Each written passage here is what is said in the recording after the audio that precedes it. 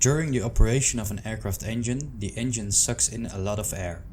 This air carries tiny amounts of contamination with it, and over time this will build up inside of the engine.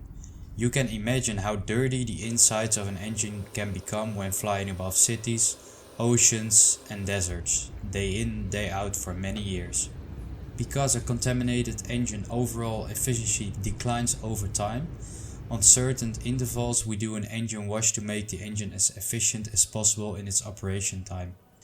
Let me give you an explanation how an engine wash is done and how it works. There are different ways to do a compressor wash on aircraft engines.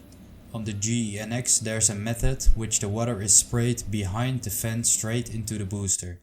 To give you a clearer view of the water probe, here's a picture. On a CFM LEAP 1B and the CFM 65-7B, the water is sprayed in front of the fan and the fan ingests it into the compressor. The purpose of both procedures is exactly the same, but the execution is different.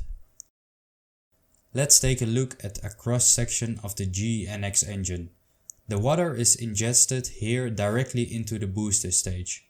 Water then travels through the compressor, combustion chambers, turbines to the exhaust.